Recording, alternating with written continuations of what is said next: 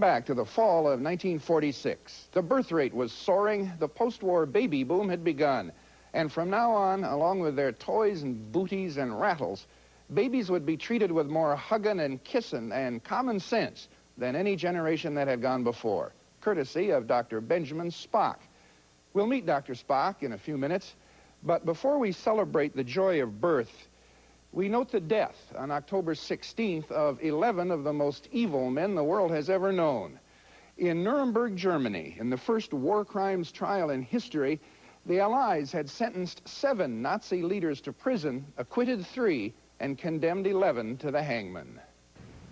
October 1st, Nuremberg.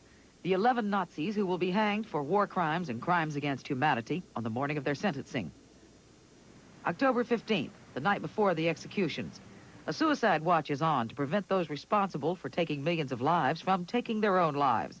And an American reporter is allowed into the cell block for a look at the prisoners. Joseph Kingsbury Smith of the International News Service. The last one that I looked at was Goering's cell. And when I looked through, his cot was on the left side of the cell, small cell. He was lying halfway against the wall on the cot. He was reading a book. I couldn't tell from the distance what it was about, but I later learned that it was entitled With the Passage Birds to Africa. And it was a sort of a tourist book. But within the hour, Reichsmarshal Hermann Wilhelm Goering is dead, and nobody seems to know where he got the cyanide. October 16th, just after 1 a.m., the remaining 10 are led across the courtyard to the gallows, where the oldest testament to victory will prevail. They mounted the 13 forbidding wooden steps of the black scaffold under the glare of bright electric lights.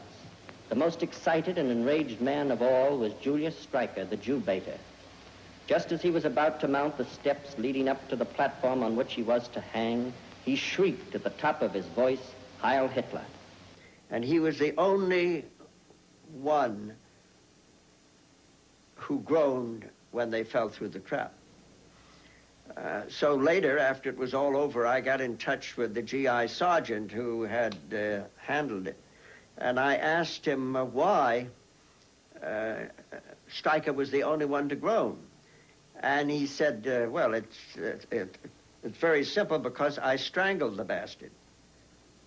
He explained by adjusting the noose correctly. If you didn't adjust it correctly and brought it to one side, not at the back of the neck, then the man would strangle to death.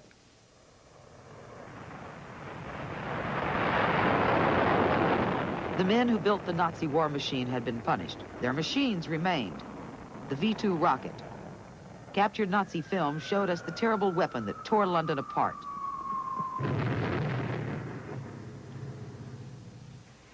Finally, the real thing was captured in pieces and was being kept at the White Sands Proving Ground in New Mexico. Component parts for 100 V-2 rockets. Souvenirs brought home by the U.S. Army. American engineers also understood that with no bomb at the end of it, the V-2 was simply a means of transportation, and with adjustments, a technology that might one day take man to the moon. James Fagan was an engineer, and he was there. We were participating in one of the 2 major advances, I guess, of the 20th century. Of course, the one being the atomic energy, and the other one being the field of rocketry. The news reeled with stories about German rockets, American scientists, and victory over tomorrow. An all-American victory with a little help from their friends, the German scientists, those former enemy aliens that were smuggled into this country in 1945. Like that fellow named Werner von Braun. And a member of his team, Konrad Dannenberg. Even for the German crew, many of the things we did in White Sands with the V-2 launchings were relatively new. Up to that point, we had to make many, many guesses as to the upper layers of the atmosphere. What temperatures do we have? What air composition? And now for the very first time, we could actually go up there and measure these things. And in those conditions, of course, you were really now for the first time in outer space.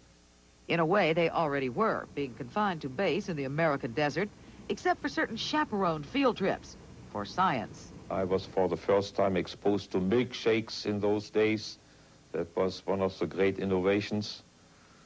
The life that existed out there was a group of men who, for activities, had only 2 or 3 things they could do. They could drink beer, they could walk in the desert, or they could launch V2s.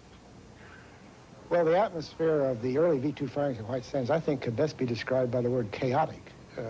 That was the period before the formal countdown. I mean, there was none of this business of X minus 24 hours. It was, hey, Albert, is such and such ready to go, you know, and then the firing would take place. And on October 10th, the V2 rocket, armed with a camera, rose 102 miles above us and showed us a world without man-made boundaries, but with plenty of room. A cosmic joke to people who wanted rooms, not room. Why couldn't a house go up as fast as a rocket?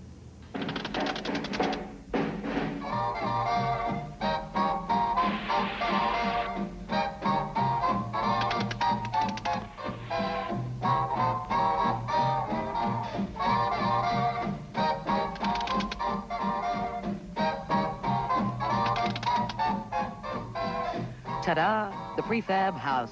There ain't nobody here but us chickens. There ain't nobody here at all. This is the slow way. What's more, this particular way is different, quite different. Back in 1939, a dozen Philadelphia families had bought 240 acres of countryside and begun a cooperative housing project. They called it Bryn Gwylyd, which is Welsh for Hill of Vision. Their vision was a community that would be based on sharing.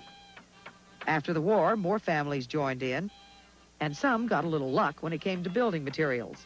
We were fortunate in having a cousin up in Maine that cut lumber.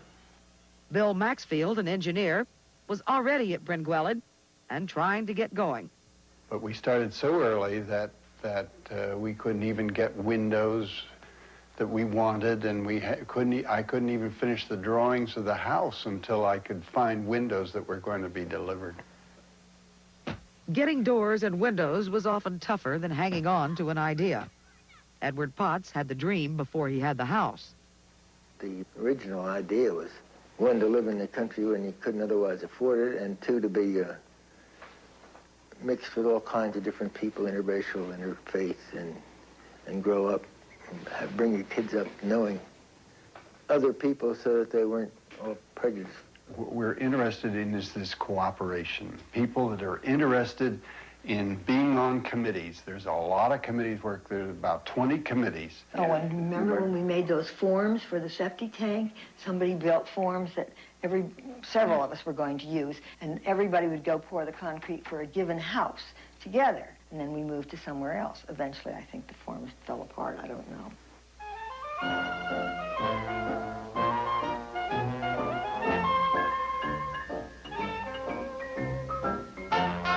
The land was owned communally, but the houses were owned individually. The work was done communally, but the children were done individually, so to speak. There was plenty of work, and there were plenty of children. The idea was to attempt to become as self-sufficient as possible. These people had lived through a depression when too many people had plenty of nothing. If they were determined to live in a land of plenty, they were determined to get it from their own land, their own animals. The carrots, however, were not for the rabbits. Some people have begun to think of sharing as dangerous instead of neighborly. The word seemed to get around from some of them that we were a bunch of free-love communists, or I don't know what all. I mean, we knew each other so well, and we did things together, and sometimes one parent would stay at home with the children, and the other one would go to a meeting, and it would be perhaps the man of one family and the woman of another family. That was rather shocking. I think they were concerned. Community living by a few dozen families was no answer to the acute post-war housing shortage. In October, President Truman declared a housing emergency. In Atlanta, 2,000 people answered an ad for one apartment.